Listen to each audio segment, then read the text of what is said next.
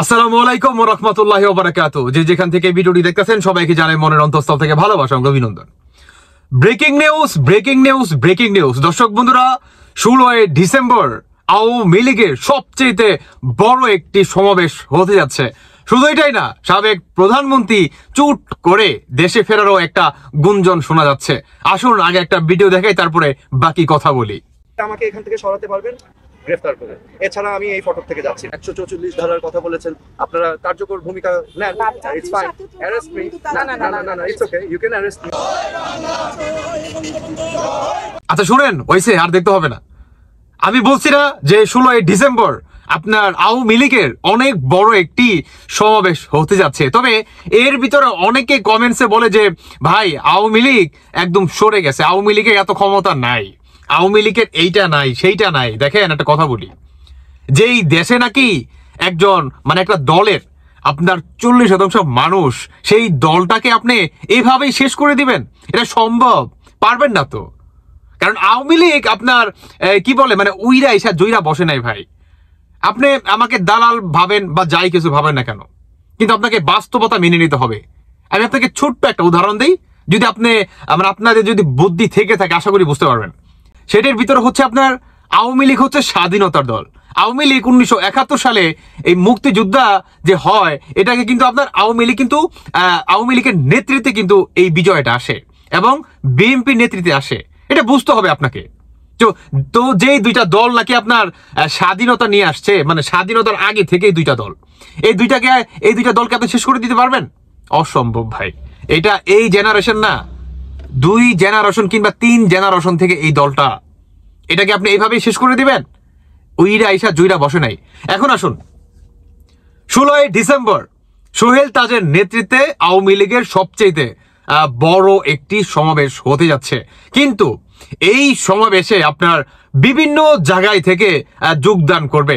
সোহেল তাজের স্পষ্ট বক্তব্য যে আমরা শান্তিভাবে মানে শান্তিপূর্ণ বজায় রেখে আমরা এই সমাবেশটি করতে চাই, কিন্তু আমাদের যদি ওই রকম ভাবে আঘাত করা হয় কিংবা পুলিশ কিংবা সেনাবাহিনীদের দিয়ে কিংবা ছাত্ররা যদি আমাদের উপর আঘাত করে, তাহলে কিন্তু এটার ফল কিন্তু খুবই ভয়ঙ্কর হবে। দেখেন একটা কথা বলি, আওয়ামী লীগের যারা নাকি বর্তমান সাধারণ জনগণ আছে, তাদের প্রতি যে পরিমাণ অত্যাচার চালাচ্ছে এই সমন্বয়কারীরা, অনেকে আপনারা জানেন কিংবা জানি না, আপনার একজন ছাত্রলীগের মাকে মানে তার বাসায় গেছে, তাকে পায় নাই, কিন্তু তার মা নামাজ পড়তেছিল, পিছন দিয়ে না সামন দিয়ে যেন তার মার মাথায় একটা বাড়ি মেরে তাকে মনে করেন ওইখানে স্পট ডেট করে ফেলে। আপনি ভাবতে পারেন বর্তমান কি পরিমাণ মব জাস্টিস চলতেছে। আমি আসলে সোহেল তাজকে সেলুট জানাই।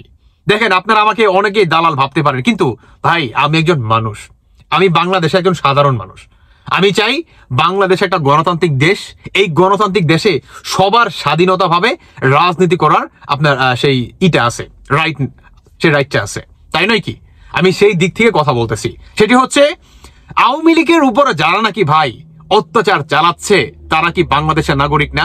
আওয়ামী লীগ কি স্বাধীনতার দল না? আওয়ামী লীগ কি 1971 সালে যে যুদ্ধ হয়েছে, সেই যুদ্ধকে কি আওয়ামী লীগ দেয় নাই, নেতৃত্ব দেয় নাই? আওয়ামী লীগের নেতৃত্বে কি আপনার স্বাধীনতা আসে নাই? এখন মূল টপিক যেটা, সেটি হচ্ছে সোহেল তাজ যে আপনার হালটা ধরলো, এটা আসলেই একটা মানে সেলুট পাওয়ার যোগ্য। কারণ আওয়ামী লীগের উপর ভাই অনেক অত্যাচার, মব জাস্টিস, দখলবাজি, কিংবা আওয়ামী লীগের যারা নাকি ব্যবসায়ী আছে তাদের উপর মনে করেন লুটপাট, মানে বেহাল একটা অবস্থা। তাদেরও তো ভাই পরিবার প্রিয়জন আছে, তাদেরও তো পেট আছে নাকি? আওয়ামী লীগের, হ্যাঁ এইটো এর সাথে এটাও মানতে হবে যে আওয়ামী লীগের হাইব্রিড নেতাদের কারণে যারা নাকি প্রকৃত আপনার দেশকে ভালোবাসে বা আওয়ামী লীগকে ভালোবাসে, তাদেরকে আসলে সামনে আসতে দেয় নাই এই হাইব্রিড নেতাকর্মীরা। এদের কারণে আওয়ামী লীগের আজকে এই অবস্থা।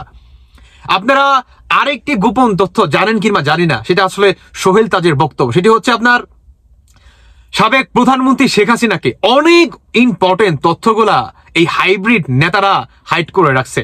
মানে যখন নাকি কোঠা আন্দোলন হয়, বিশেষভাবে ওবায়দুল কাদের, শামীম ওসমান কিংবা আদার্স আরো অনেকেই, শেখ হাসিনা অবধি এই আপনার তথ্যগুলা তারা নিয়ে যায়নি। যদি জ্ঞাত তাহলে সাবেক প্রধানমন্ত্রী শেখ হাসিনা একটা পদক্ষেপ নিতে পারত। কিন্তু এই হাইব্রিড নেতারা তাদের ক্ষমতার লোভ, পাওয়ার, টাকা পয়সা এমন ভাবে ঘিরা ধরছিল যে এরা সাবেক প্রধানমন্ত্রী শেখ হাসিনার প্রতি ভাই ওই কথাটা আসলে নিয়ে যেতে বা পৌঁছাইতে দেয় নাই। বিদায় শেষ পরিণতি আওয়ামী লীগের বর্তমান এই অবস্থা। এই হচ্ছে হাইব্রিড নেতাকর্মীদের অবস্থা। দেন আমি একটা কথা বলি, যেই দলে হোক না কেন এই ধরনের যদি হাইব্রিড নেতাকর্মী থাকে তাহলে দল কখনোই ঘুরে দাঁড়াতে পারবে না। আপনি মানেন কিংবা না মানেন, এটাই হচ্ছে বাস্তবতা। সোহেল তাজকে আমি ধন্যবাদ জানাই পুনরায় যে সোহেল তাজ আওয়ামী লীগের আপনার হাল ধরতেছে। আওয়ামী লীগের যারা নাকি সাধারণ নেতাকর্মীরা আছেন, আমি আপনাদেরকে বলবো যে আপনারা সোহেল তাজের নেতৃত্বে তিনি যদি ডানে যেতে বলে ডানে যান, এতে আপনাদের মঙ্গল। কেমন? আগে তো নিজেদের অবস্থানটা ঠিক করেন, তারপরে আর দেখা যাবে কে ভালো কে মন্দ। আগে আপনাদের শক্তপোক্ত একটা অবস্থান তৈরি করেন, যাতে মানে কেউ হুট করে এসে যাতে আপনাদের উপর আক্রমণ না করতে পারে, বা আপনাদের উপর যদি আক্রমণ করতে চায় তার মাথায় যেন 1 থেকে 2 বার সেই চিন্তাটা আসে যে আমি করব কি করব না, করব কি করব না। এই ধরনের একটা চিন্তা ভাবনা আগে নিজেদের অবস্থানে তৈরি করুন, এতে আপনাদের ভালো হবে আশা করি। আর সাবেক প্রধানমন্ত্রীও যদি চুট করে ঢুকে যায়, এটাও কেউ ছিটতে পারবেন না, এটাই বাস্তবতা। এটাও ছিটতে পারবেন না, জেনুইন কথা বলতেছি ভাই, আপনি মানেন বা না মানেন, একদম বাস্তব কথা। কারণ যেই দেশে নাকি আওয়ামী লীগের 40% মানুষের আপনার সমর্থক আছে, কোটি কোটি মানুষ, সেই দেশের সাবেক প্রধানমন্ত্রী যদি হুট করে ঢুকে যায়, আপনি চুট করে কিছুই করতে পারবেন না, এটাই বাস্তবতা। দর্শক বন্ধুরা, বাকিটা আপনাদের ব্যক্তিগত মতামত অবশ্যই জানিয়ে যাবেন। ধন্যবাদ সবাইকে। আল্লাহ হাফেজ, আসসালামু আলাইকুম।